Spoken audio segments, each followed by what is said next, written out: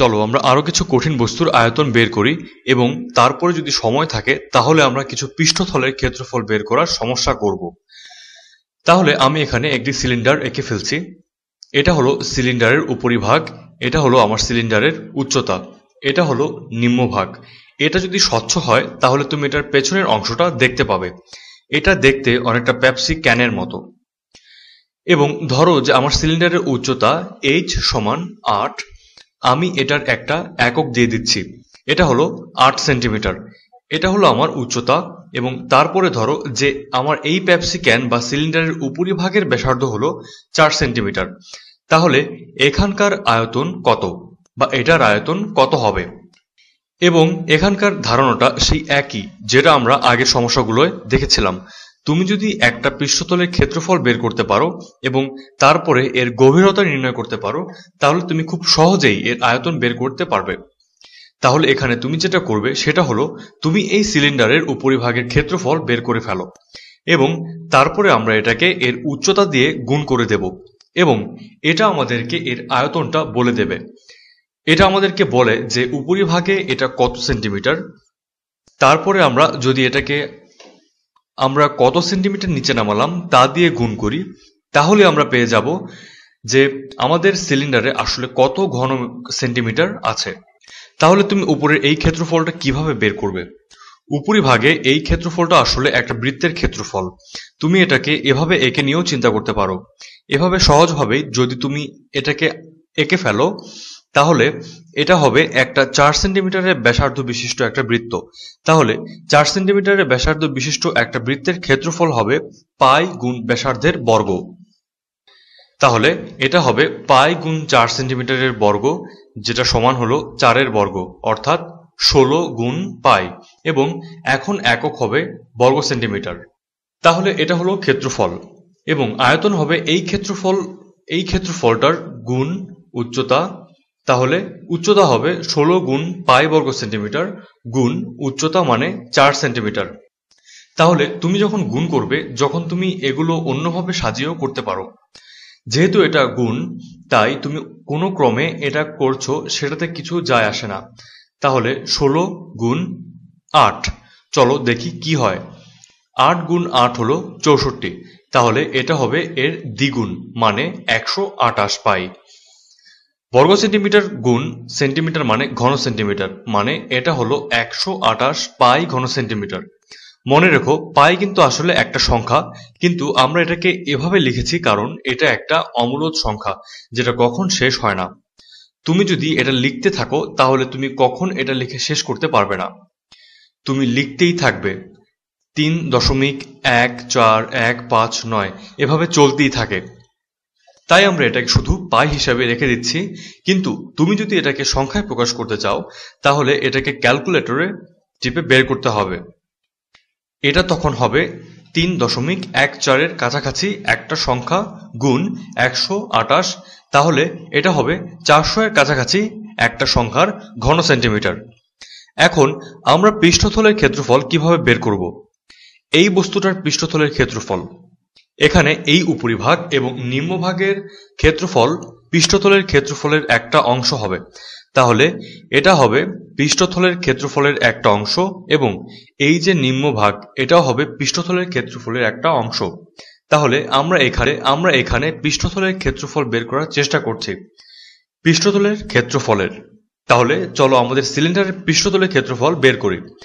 এটাতে অবশ্যই এই দুটো ক্ষেত্রফল অন্তর্ভুক্ত থাকবে। তাহলে এখানে এই 16 পাই বর্গ সেন্টিমিটারের দ্বিগুণ থাকবে, এটা 16 পাই বর্গ সেন্টিমিটার এবং এটাও 16 পাই বর্গ সেন্টিমিটার। তাহলে এখানে হবে 2 গুণ 16 পাই বর্গ সেন্টিমিটার। এখানেও আমি একক রাখবো। তাহলে এটা আমাদের পেপসি ক্যানের উপরে এবং নিচের অংশের জন্য হয়ে গেল। এখন আমাদের এই যে গোল অংশটুকু এটার পৃষ্ঠতলের ক্ষেত্রফল বের করতে হবে। এটাকে আমি যেভাবে ব্যাখ্যা করি তা হলো, মনে করো যে তুমি এটাকে র্যাপিং পেপার দিয়ে মুড়িয়ে ফেলছো। আমি এখানে ডট লাইন দিয়ে একটা রেখা আঁকছি। ধরো তুমি যদি এটাকে এভাবে কেটে ফেলো, তুমি যদি পেপসি ক্যানটাকে এভাবে কেটে ফেলো, তুমি যদি এই গোল অংশটুকুকে সোজা করে ফেলো তাহলে তুমি কি পাবে? তুমি যেটা পাবে সেটা হলো তুমি একটা কাগজের টুকরোর মতো জিনিস পাবে। এই যে এখানকার দৈর্ঘ্যটা সেটা এই যে এখানে একটা রেখা এটা সমান। তুমি যদি এটাকে সোজা করে ফেলো তাহলে এই দুইটা বাহু আগে আসলে একই জায়গায় ছিল। আমি এটাকে ম্যাজেন্টা রং দিয়ে আঁকছি। এই দুই বাহু এবং এই দুই বাহু একে অপরকে স্পর্শ করেছিল এবং আমি এমন একটা রং ব্যবহার করছি যেটা আমি আগে কখনো ব্যবহার করিনি।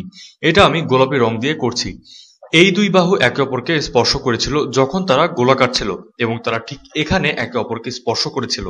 তাহলে এই বাহু আর এই বাহুর দৈর্ঘ্য হবে আমার সিলিন্ডারের উচ্চতার সমান। তাহলে এটা হবে 8 সেন্টিমিটার এবং এটা হবে 8 সেন্টিমিটার। এখন যে প্রশ্নটা নিয়ে আমাদের কাজ করতে হবে সেটা হলো যে এই যে এখানে এই বাহুটা এটার পরিমাপ কি।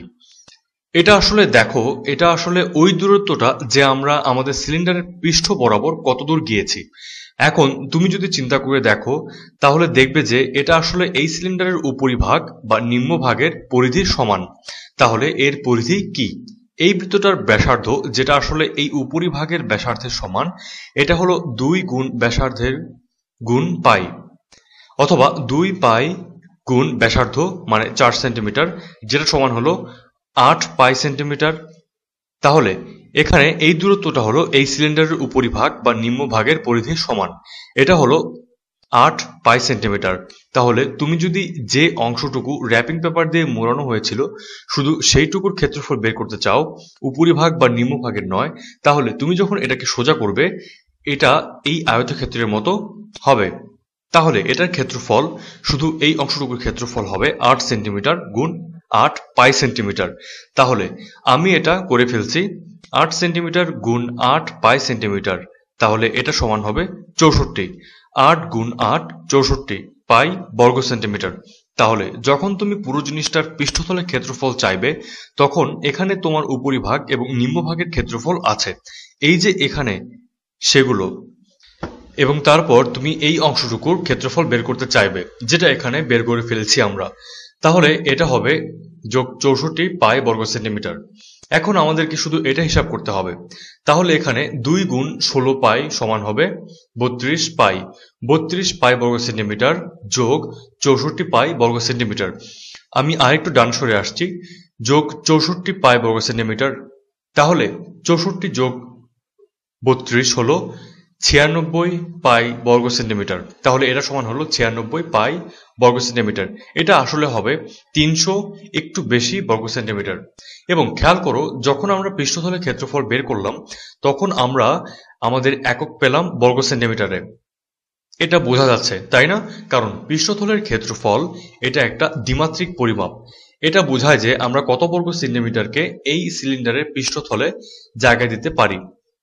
আমরা আমরা যখন আয়তন বের করেছি তখন আমরা ঘন সেন্টিমিটারে বের করেছি, কারণ তখন আমরা বের করেছি যে এখানে আমরা কতগুলো 1/1 ঘনবস্তুকে আমরা এই সিলিন্ডারের ভেতরে জায়গা দিতে পারি। এই কারণে এটা ছিল ঘন সেন্টিমিটার। যাই হোক, আশা করছি তোমরা এই ব্যাপারগুলো বুঝতে পেরেছো।